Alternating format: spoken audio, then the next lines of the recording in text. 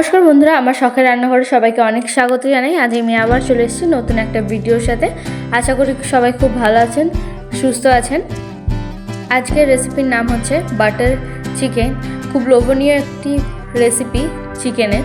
আপনারা অবশ্যই বাড়িতে জানাবেন, আর কেমন লাগলো আমাকে তো কমেন্ট করে জানাতে ভুলবেন না। উপকরণে প্রথমেই আছে 500 গ্রাম চিকেন, কাসুরি মেথি, তারপর আছে গরম মশলা, তারপর আছে টক দই, তারপর আছে লঙ্কার পেস্ট, তারপর আছে টমেটো পেস্ট, রসুনের পেস্ট, লাল লঙ্কার গুঁড়ো, আদার পেস্ট, বাটার, জিরে, ধনিয়া, হলুদ আর কাশ্মীরি লঙ্কা।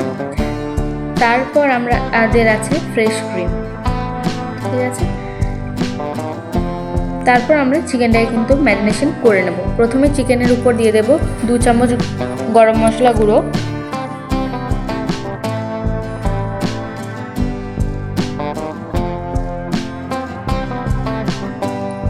তারপর আমরা এখানে দেব আদার পেস্ট 2 চামচ,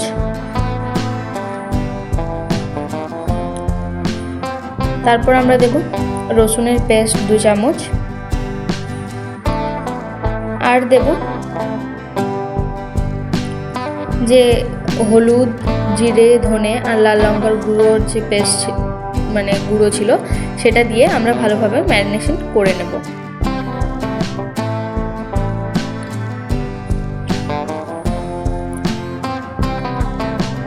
এখানে আমি হয়তো একটু স্কিপ করে গেছি, দইটা আমার লাস্টের ভিডিওতে নেওয়া হয়েছে, একটু পরেই দেখতে পাবেন।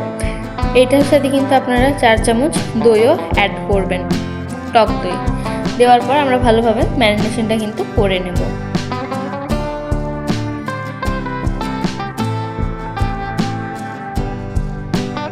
আর তার সাথে আমরা অ্যাড করব একটু পরিমাণ চিনি। দেওয়ার পর আমরা কিন্তু ভালোভাবে চিকেনটাকে ম্যারিনেশন করে নেব। দেখুন ম্যারিনেশন কিন্তু চিকেনে হয়ে গেছে, এটা আমরা আধ ঘন্টার জন্য রেস্টে রেখে দেবো। তারপর আমরা প্রথমে কড়াতে সাদা তেল দিয়ে দেবো। এই রান্নাটি কিন্তু সম্পূর্ণ সাদা তেলের হবে। তারপর বাটার দেওয়ার পর আমরা কিন্তু দিয়ে দিলাম টমেটোর পেস্টটা দেখুন আমরা ভালোভাবে কিন্তু নেড়ে নিচ্ছি, কারণ একটা যে কাঁচা ফ্লেভারের গন্ধ আছে সেটা যেন না আসে, তাই ভালোভাবে আমরা নেড়ে নিচ্ছি। দেখুন টমেটো কীভাবে নাড়ছি আমরা। টমেটোর যে কোনো পেস্ট দিলে আমরা কিন্তু ভালোভাবে কষিয়ে নিই, প্রত্যেকটা রান্নায় বলা হয়, এই রান্নাতেও বললাম ভালোভাবে কিন্তু আমরা কষিয়ে নেব। কষিয়ে নেওয়ার পর আমরা তারপর কিছু উপকরণ দেব। দেখুন হয়ে গেছে। তারপর আমরা দিয়ে দিলাম রসুনের পেস্ট 2 চামচ, তারপর দেব আদার পেস্ট 2 চামচ,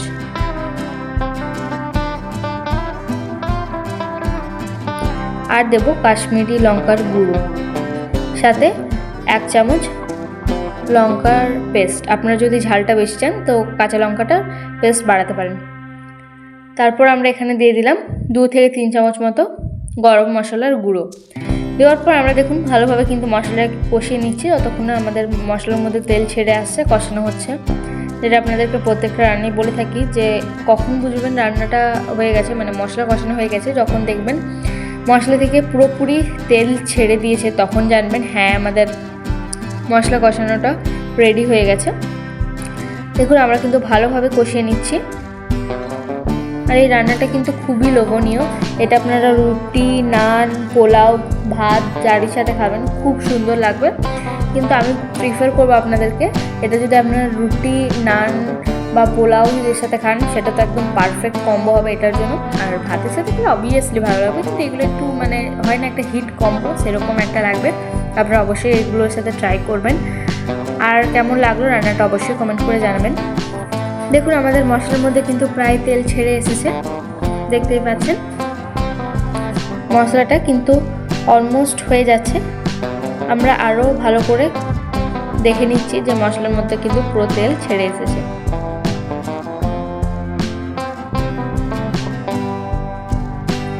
দেখুন তেল ছেড়ে দিয়েছে, প্রথমেই বললাম তেল ছেড়ে দেওয়ার পর একটু দেখে নেবেন যে তেলটা পুরো ভালোভাবে ছেড়ে গেলে আমরা কিন্তু এখানে দিয়ে দেবো ম্যারিনেশন করা চিকেন। যে চিকেনটা আমরা ম্যারিনেশন করে রেখেছিলাম সেটা কিন্তু আমরা মশলার মধ্যে দিয়ে দিলাম। তারপর কিন্তু আমরা ভালোভাবে মশলার সাথে চিকেনটা নাড়িয়ে নিচ্ছি, বা বলতে পারেন মশলার সাথে মিশিয়ে নিচ্ছি চিকেনটাকে।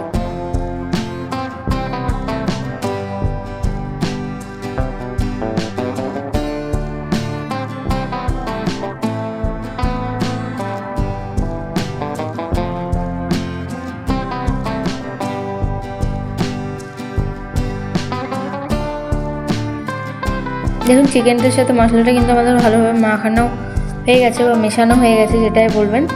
আমরা কিন্তু বারবার নেড়ে নিচ্ছি। আর এই চিকেনের রেসিপিটাতে কিন্তু আপনারা, আমাদের এখানে জল ইউজ হবে না, চিকেন থেকেই জল দেবে, মানে ছাড়বে, যে চিকেন থেকে একটা জল ছাড়ে সেটা কিন্তু ছাড়বে। তো দেখুন আমরা কিন্তু ভালোভাবে মশলার সাথে চিকেনটা মিশিয়ে নিচ্ছি।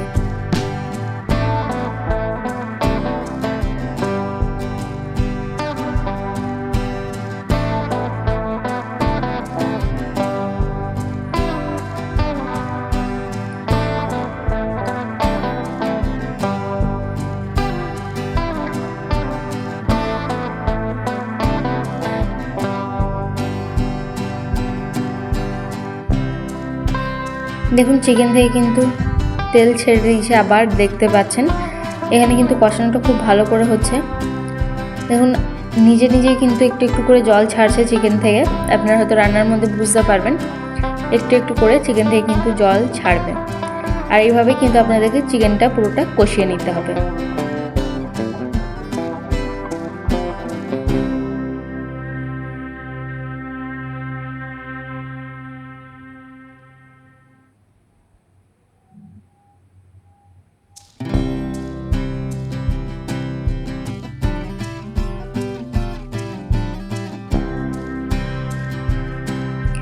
এবার আমরা 10 থেকে 15 মিনিটের মধ্যে ঢাকা দিয়ে দিয়েছিলাম। দেখুন চিকেনের মধ্যে কিন্তু পুরোটা জল ছেড়ে দিয়েছে।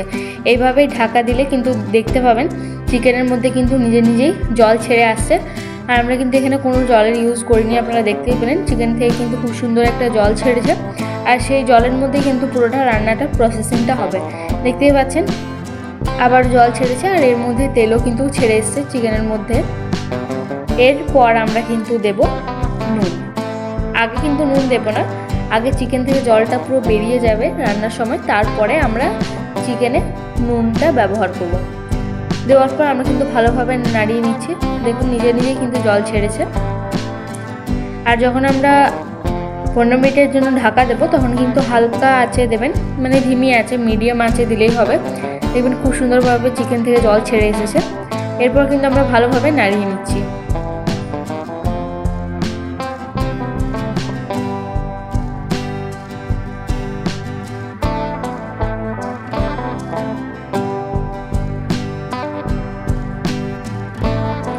আবার আমরা ঢাকা দিয়ে দিলাম 10-15 মিনিটের মতো।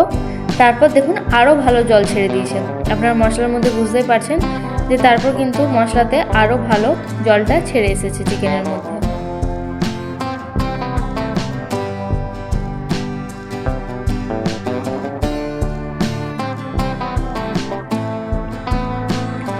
দেখতেই পাচ্ছেন রান্না কিন্তু আমাদের অলমোস্ট হয়ে গেছে। যখনই দেখবেন খুব ভালো করে তেল ছেড়ে এসেছে তখন কিন্তু আমরা এখানে ফ্রেশ ক্রিম ইউজ করব। আর বলে রাখি, ফ্রেশ ক্রিম যদি আপনাদের বাড়িতে না থাকে তাহলে দুধের যে সর আছে সেটাকে পেস্ট করে দিয়ে দিলে কিন্তু ফ্রেশ ক্রিমের কাজে, ফ্রেশ ক্রিমের সাবস্টিটিউশন যেটা হয় সেটা হয়ে যাবে। আমার কাছে কিন্তু ফ্রেশ ক্রিম ছিল না বন্ধুরা, তাই আমরা এখানে কি ইউজ করেছি বলুন তো, ওই যে দুধের সর সেটাকে আমরা মিক্সিতে পেস্ট করে কিন্তু দিয়ে দিয়েছি। এটা কিন্তু ফ্রেশ ক্রিমের মতোই কাজ করে। আর এটা আপনারা ফ্রেশ ক্রিমের বদলে দিতে পারেন, বা ফ্রেশ ক্রিম বাড়িতে না থাকলে ফ্রেশ ক্রিমের জায়গায় এটা কিন্তু আপনারা দিতে পারেন, ঠিক ফ্রেশ ক্রিমের মতোই সাদা হবে। দেখুন ফ্রেশ ক্রিম দেওয়ার পর আমরা কিন্তু ভালোভাবে নাড়িয়ে নিচ্ছি চিকেনটাকে।